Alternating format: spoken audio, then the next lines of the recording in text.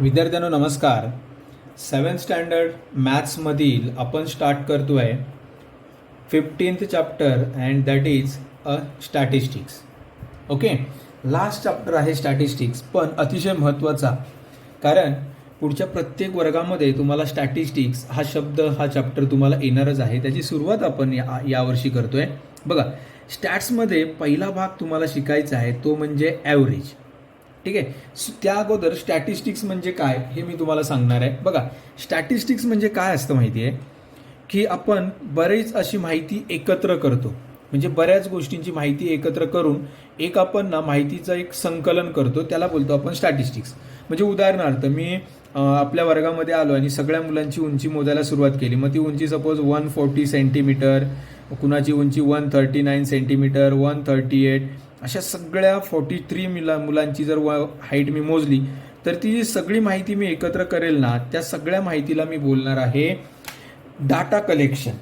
मग स्टॅटिस्टिक्समध्ये आपण डाटा म्हणजे माहिती कलेक्ट करतो, त्याला आपण स्टॅटिस्टिक्स बोलतो. आणि मग त्या माहितीमध्ये मग आपण वेगवेगळ्या प्रकारे त्याचा ॲव्हरेज काढतो किंवा त्याचा काही ग्राफ वगैरे काढतो, त्याला सगळ्या गोष्टी स्टॅटिस्टिक्समध्ये येतात. मॅथमॅटिक्समधलाच एक वेगळा पार्ट आहे स्टॅटिस्टिक्स. ठीक आहे, आपण पुढे जाण्या अगोदर स्टार्ट करू ॲव्हरेज. आजचा नवीन भाग आपण स्टार्ट करतो ॲव्हरेज, अतिशय सोपा भाग. बघा, ॲव्हरेजचा एक फॉर्म्युला आहे. Average means what? ॲव्हरेज त्याचा एक फॉर्म्युला आहे. फॉर्म्युला असा आहे, सम ऑफ ऑल ऑब्झर्वेशन्स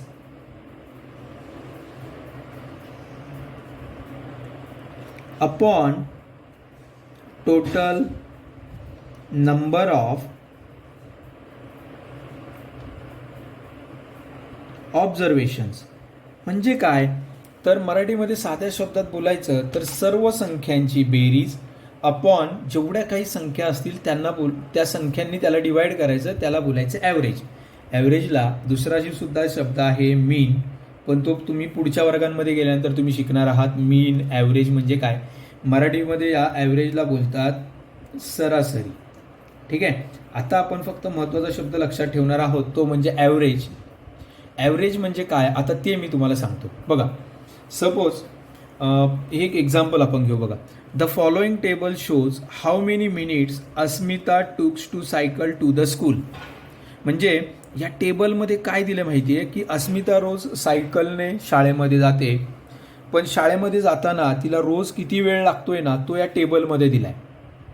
म्हणजे तिला मंडेला 20 मिनिट्स लागत आहेत, ट्यूजडेला 20 मिनिट्स लागत आहेत, पण वेनसडेला 22 लागले असतील मिनिट. थर्सडेला ती थोडीशी फास्ट गेली, 18 मिनिट्समध्ये गेली. फ्रायडेला 18 मिनिट्समध्ये गेली. सॅटर्डेला 22 मिनिट्स लागले. ठीक आहे, मग आता आपण काय करणार माहिती आहे की तिला रोजचा तिचा किती टाईम लागतोय हा मी मोजत बसणार नाही.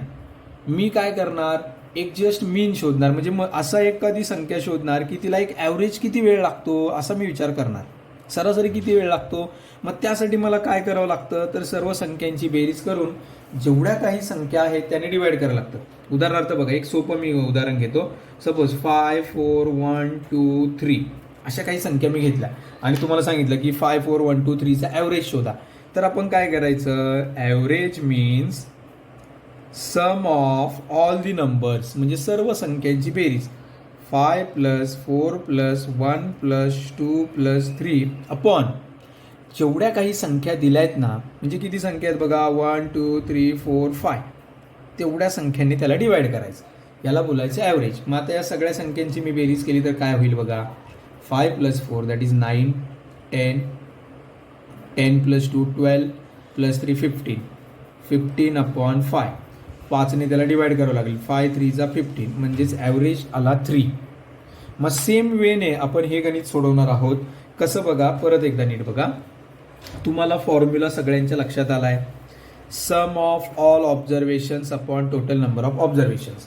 ठीक आहे, गणित परत एकदा मी समजावून सांगतो. बघा, Asmita tooks the time to reach the school, म्हणजे अस्मिताला शाळेत जाण्यासाठी लागणारा वेळ इथे दिला आहे, पण मला हा सगळा वेळ नको आहे. मी तिला सरळ शाळेमध्ये आल्यानंतर विचारणार, तुला शाळेत यायला किती वेळ लागतो, तर ती मला हे सांगणार बसणार नाही की आज 20 मिनटं लागले, उद्या 20 मिनटं, परवा 22 मिनटं, 18 नाही. ती एक ॲव्हरेज टाईम काढणार आणि मला सांगणार. मग ॲव्हरेज टाईम कसा काढायचा, तर आता मी इकडे लिहितोय बघा. Average of time is equals to sum of the numbers,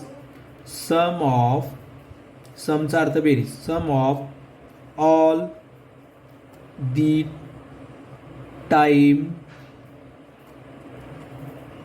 upon total number of days. मी थोडासा फॉर्म्युला बदलला आहे, ते गणित पाहू. ॲक्च्युली फॉर्म्युला हाच लिहायचा, sum of all observation upon total number of observation. पण इथे मी फॉर्म्युला असा लिहितोय, sum of all the time, जे सर्व जो वेळ दिला आहे त्या सगळ्यांची बेरीज, 20 plus 20 plus 22 plus 18 plus 18 plus 22 upon किती, तर किती दिवस आहे, टोटल नंबर ऑफ डेज 1 2 3 4 5 6 डेजने मला त्याला डिवाइड करावं लागेल. मग सगळ्यांची मी बेरीज करणार, 20 प्लस 20 40 62 प्लस हे किती येतील 80 98 अँड 120, टोटल आली 120. 120ला आपण डिवाइड करणार आहोत 6ने. त्या 120ला जर मी 6ने डिवाइड केलं, 6 1 जा 6, 6 2 जा 12 अँड 0 म्हणजे 20 हा ॲव्हरेज येईल. बघा ॲव्हरेज काय आला 20, म्हणजेच तिला 20 मिनिट्स एवढा वेळ लागतोय शाळेमध्ये यायला. किती मिनिट्स लागत आहेत शाळेमध्ये यायला, तर 20 मिनिट्स. म्हणजे ती मला प्रत्येक दिवसाचा वेळ सांगण्यापेक्षा ती मला काय बोलणार, सर मला शाळेमध्ये यायला रोज 20 मिनटं लागतात सायकलने. म्हणजे हे ॲव्हरेज असं, याला बोलतात ॲव्हरेज. मला असं वाटतं तुम्हाला ॲव्हरेज काय आहे हे कळालेलं असेल. मी डायरेक्टली आता प्रॅक्टिस सेट स्टार्ट करणार आहे आणि व्यवस्थित तुम्हाला सगळं समजावून सांगणार आहे. तुम्हाला हे गणित कळालेलं आहे प्रत्येकाला. ओके ठीक आहे, चला पुढे जाऊ आपण. ॲव्हरेज म्हणजे सर्व संख्यांची बेरीज करून त्याला जेवढ्या काही संख्या आहेत त्याने डिवाइड करायचं, असं सिम्पल आहे बघा. ठीक आहे, प्रॅक्टिस सेट स्टार्ट करण्या अगोदर तुमचं पुस्तक जर तुम्ही काढलं तर पेज नंबर 96मध्ये एक तुम्हाला ॲक्टिव्हिटी दिली आहे बघा. ती ॲक्टिव्हिटी मी डायरेक्ट करून घेणार आहे तुमच्याकडून, नंतर प्रॅक्टिस सेट घेतो. ॲक्टिव्हिटी अशी आहे, Rutuja participate in the skipping with the rope. म्हणजे रशी उड्यांच्या स्पर्धेमध्ये ऋतुजाने भाग घेतला. All 7 days of the week, रोज 7 दिवस ती उड्या मारत होती आणि प्रत्येक दिवशी तिने किती उड्या मारल्यात ना ते इथे दिले. The number of times she jump. बघा प्रश्न असा आहे, the number of times she jump is given in 1 minute असं दिलं. In 1 minute for 7 days is given. किती आहेत बघा, तर तिने उड्या मारल्या होत्या 60 पहिल्या दिवशी, दुसऱ्या दिवशी 62 61 60 59 63 आणि 58. 7 दिवस ती त्या स्पर्धेमध्ये भाग घेत होती. पहिल्या दिवशी तिने 60 उड्या मारल्या, सेकंड दिवशी 62 61 असं तिने उड्या मारल्या एका मिनिटामध्ये. तर कम्प्लीट द ॲक्टिव्हिटी असं त्यांनी सांगितलं आहे. मग मी काय करणार, ॲव्हरेजचा फॉर्म्युला शोधायचा आहे आपल्याला. ॲव्हरेज शोधायला सांगितलं आहे. ठीक आहे, ॲव्हरेज इज इक्वल्स टू काय लिहिणार बघा, सम ऑफ, प्रश्न कसा आहे बघा, sum of the number of jumps upon total number of days. हा फॉर्म्युला तिथे लिहिणार. तुम्हाला हा फॉर्म्युला लक्षात नसेल राहत तर आपला ओरिजिनल फॉर्म्युला लिहायचा. काय, sum of all observations upon total observations. ठीक आहे, मग आता काय करायचं, सर्व संख्यांची बेरीज, सम ऑफ ऑल नंबर्स म्हणजे 60. त्यांनी आता इथे बघा असे बॉक्स दिलेत, असे काही बॉक्स दिलेत 1 2 3 4 5 6 अँड 7 बॉक्स दिलेत आणि तुम्हाला ॲक्टिव्हिटी कंप्लीट करायला सांगितली. मग आता काय करायचं, तर इथे लिहिणार मी 60. काय करणार, इथे 60 प्लस 62 प्लस 61, इथे 60 59 63 अँड 58 या सगळ्यांची ॲडिशन करून कितीने डिवाइड करायचं त्याला, 1 2 3 4 5 6 7 7ने डिवाइड करायचं, याला बोलतो आपण ॲव्हरेज. सगळ्यांची बेरीज किती आली ती करावी लागेल आपल्याला. किती येते टोटल बघा, 8 आणि 3 11, 20 21 22, 2 आला इकडे कॅरी ओव्हर 2, 7 + 6 13, 18, 24, 30, 36 अँड 42 अपॉन 7. 7ने त्याला डिवाइड केलं तर त्यांनी उत्तर पण दिले. किती आहे 60.42 जम्प्स, ठीक आहे, पर मिनिट्स. बरोबर. म्हणजे असं हे गणित आहे. आता हे गणित तर तुम्हाला कळलेलं आहे. मी डायरेक्टली जाणार आहे प्रॅक्टिस सेट 54कडे. अतिशय सोपा प्रॅक्टिस सेट. ओके, चला बघा प्रॅक्टिस सेट 54कडे आपण जाऊ. मला असं वाटतं ही गणितं तुमच्या लक्षात आलेली असतील. ठीक आहे, बघा question number 1, practice set 54. The daily rainfall for each day of the week in certain city is given. The daily rainfall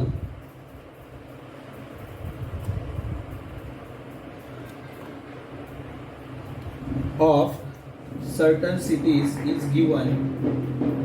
Find the average. बघा पहिल्यांदा रेनफॉल दिलेला आहे during the week 9 in millimeter आहे ते. इन मिलीमीटर, मिलीमीटर्समध्ये रेनफॉल दिलेला आहे. पहिल्या दिवशी 9 मिलीमीटर, 11 मिलीमीटर, 8 मिलीमीटर, 20, 10, 16 अँड 12. ठीक आहे, असा रेनफॉल प्रत्येक सिटीमध्ये झालेला. पाऊस प्रत्येक शहरामध्ये किती पाऊस पडला ते त्यांनी मिलीमीटरमध्ये दिलेलं आहे. आपल्याला शोधायचं आहे फाइंड ॲव्हरेज. ठीक आहे, ॲव्हरेज रेनफॉल आपल्याला शोधायचं आहे. ठीक आहे, बघा मग आता ॲव्हरेज रेनफॉल शोधताना मी ते काय करणार, इथे लिहिणार ॲव्हरेज